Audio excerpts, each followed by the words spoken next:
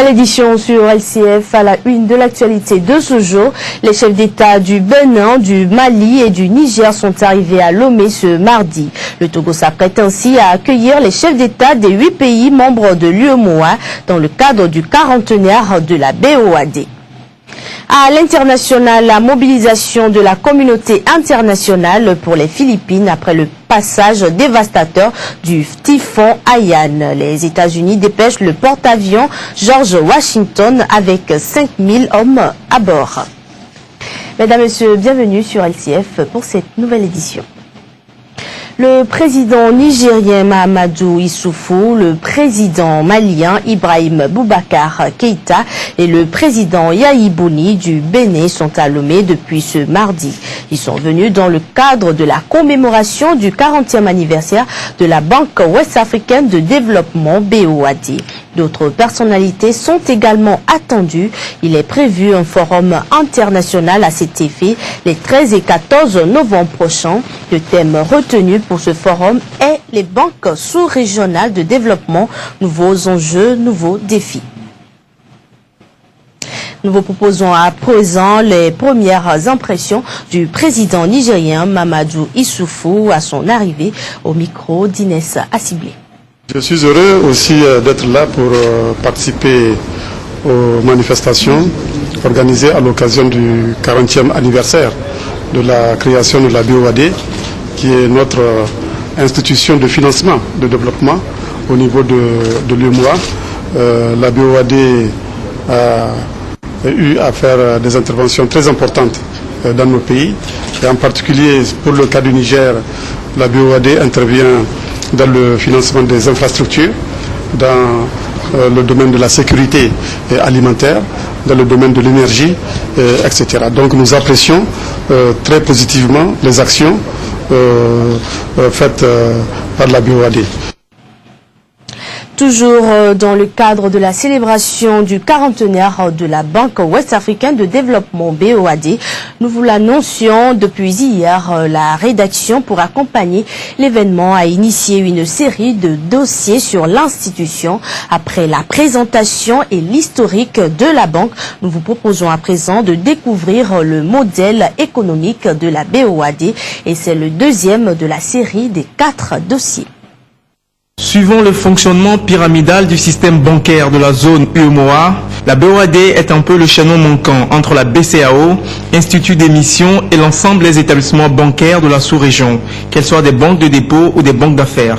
La BOAD, au-delà de son rôle politique d'intégration économique, est à l'instar de toutes les banques un établissement de crédit. Et pour pouvoir procurer des services financiers, la banque a besoin de collecter des fonds. Des fonds qui lui proviennent de 5 sources essentielles, le capital souscrit par ses différents actionnaires, des dotations de ses États membres, de ses réserves et surtout de la mobilisation de ressources externes à l'Union ou de l'épargne régionale. Le marché régional conquis, la banque se prépare à se lancer sur le marché international. Sur le marché financier régional, les produits de la banque, lorsque nous émettons des bons, des obligations, il y a vraiment un engouement autour de ces produits. Donc, ce qui nous permet de mobiliser des ressources conséquentes pour financer le développement de nos États. Au niveau du marché, ça va, marché régional, ça s'entend. Maintenant, nous nous préparons très activement à aller sur le marché international.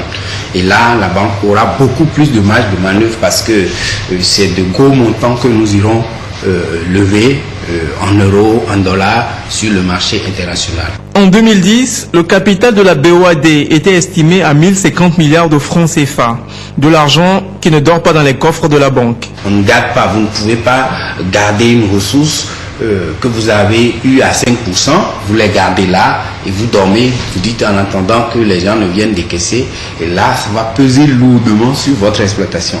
Et pour gérer la trésorerie, qu'est-ce que nous faisons? Nous voyons aussi les banques, d'abord les États, qui émettent des bons, des obligations pour financer leur programme d'infrastructure. Si ces États ont besoin, émettent sur le marché des bons, des obligations, nous les achetons en attendant d'avoir à décaisser de la trésorerie. Ces ressources que nous avons aussi, que nous gardons en attendant de décaisser, servent aussi à accompagner les banques commerciales. les banques commerciales de type Banque Atlantique, Diamond Bank et BICIC ont besoin que la banque les aide de temps en temps, mais sur de courtes périodes. Son capital, la banque l'investit tant dans le secteur marchand que dans le secteur non marchand. À travers son guichet spécial, elle finance des opérations qui couvrent le soutien au développement des pays membres à travers le secteur public et à travers un guichet commercial où émargent des projets promus par le secteur privé et les institutions financières nationales. Et sur ce plan, la banque se prépare à vivre une année exceptionnelle selon la direction en charge des engagements et de la gestion des risques. On peut dire que les décaissements sur nos projets cette année ont connu quand même un niveau exceptionnel. Les projets ont beaucoup décaissé et ça a donné vraiment du fil à retordre aux gestionnaires de trésorerie. Bon, en termes de chiffres, c'est au-delà de 200 milliards. Je suis sûr que les 2 mois qui restent, nous irons autour de 250 milliards.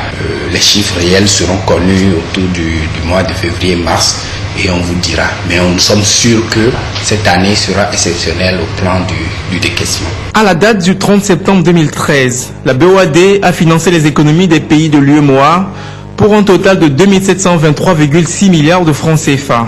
Les bénéficiaires des interventions de la banque sont surtout les États membres, leurs collectivités et établissements publics, les organismes, les entreprises et même les États de la sous-région non membres de l'UEMOA.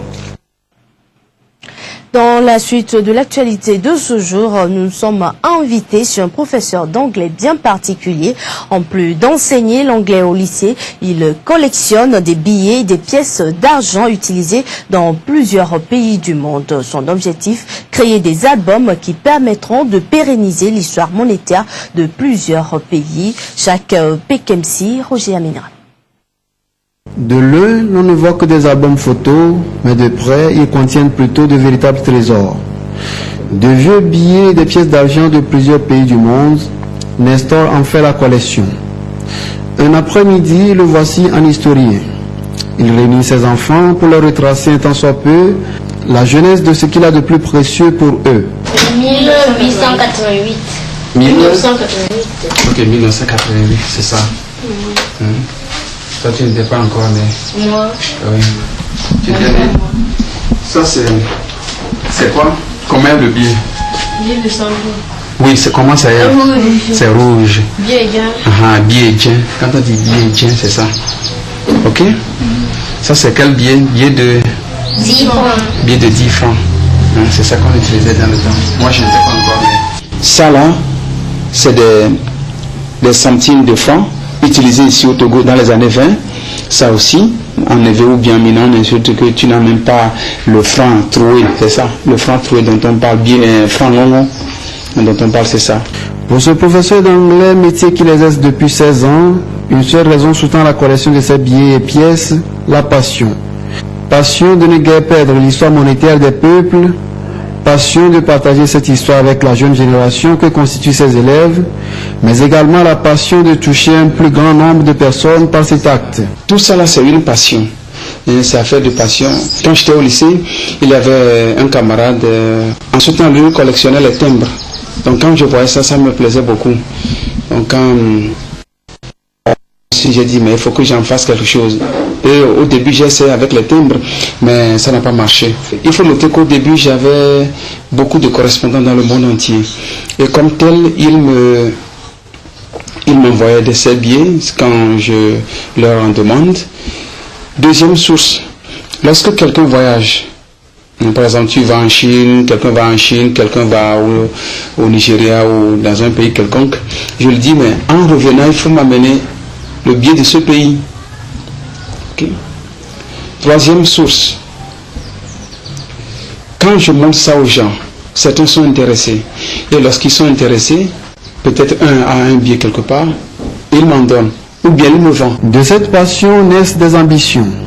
Ce collectionneur jette déjà son regard sur l'avenir où il espère la concrétisation d'un projet, celui de la mise en place d'un club. Je pense qu'à la longue, ce qu'on pourrait faire, c'est peut-être de créer un club, un club où tous ceux qui sont passionnés de la collection des billets, on peut se réunir, se retrouver, et puis bon, en échanger.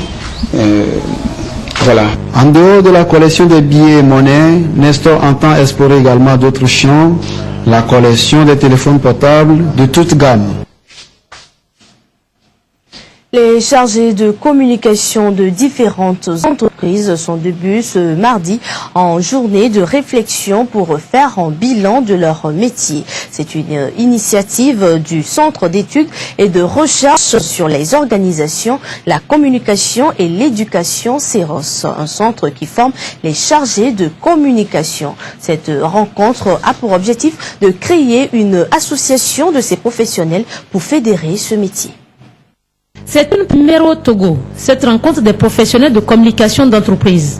Ces professionnels de différentes structures publiques et privées sont en journée de réflexion pour faire un bilan des métiers de communication au Togo. Une initiative du Centre d'études et de recherche sur les organisations, la communication et l'éducation CEROS pour faire état de lieu de ces métiers afin de disposer d'un répertoire de ces professionnels.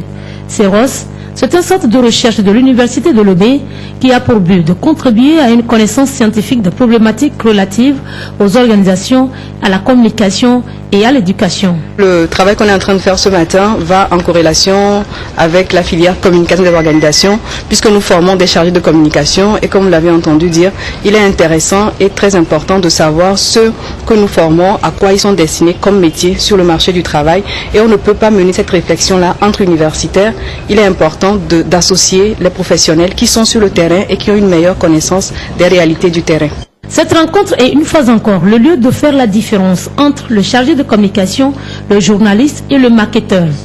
Le chargé de communication, un poste stratégique qui travaille pour la visibilité de l'entreprise, la cohésion et la mobilisation des salariés. Le chargé de communication ou le responsable de communication, le directeur de communication a un poste très stratégique. Le journaliste, comme vous le savez bien, a un rôle d'information de la population et le marketeur travaille à la commercialisation des produits et des biens et services produits par l'entreprise dans laquelle il travaille. Donc c'est trois corps de métier qui sont différents.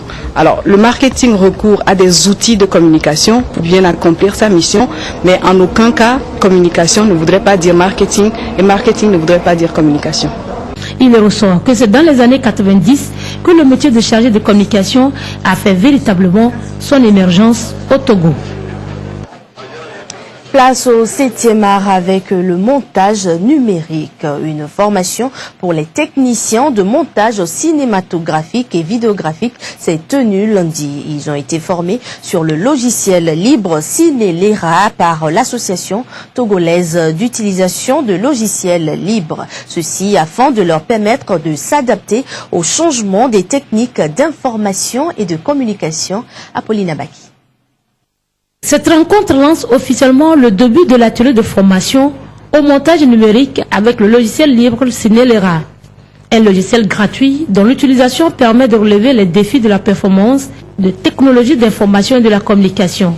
C'est donc un outil auquel tout le monde peut avoir accès. Contrairement au logiciel de montage que les professionnels utilisent, mais qui est payant, il faut payer la licence, payer même pour le nombre de machines sur lesquelles vous les installez. Celui-ci, elle est gratuite, totalement gratuite. Vous pouvez la télécharger et l'installer directement. Et ça, une autre qualité, c'est aussi flexible et c'est assez léger. Ce n'est pas trop lourd. Ça ne pèse pas, c'est quelques mégas d'octets. Donc c'est un logiciel utilisable et par les professionnels et par les amateurs. Il suffit juste d'avoir une connexion et de télécharger ces logiciels et pouvoir les utiliser. Nous faisons la promotion de tous ces logiciels. Organisé par l'Amigal, en partenariat avec l'Association togolaise des utilisateurs de logiciels libres, ce rendez-vous vise à offrir une formation de qualité pour faire de ces participants des utilisateurs de Cinélera pour être plus performants sur le plan professionnel. Cinélera, c'est un logiciel qui est reconnu dans le monde du libre. Et le libre, c'est quoi? Vous savez bien que depuis un certain temps, nous travaillons avec des logiciels qui sont soit Adobe Premiere, soit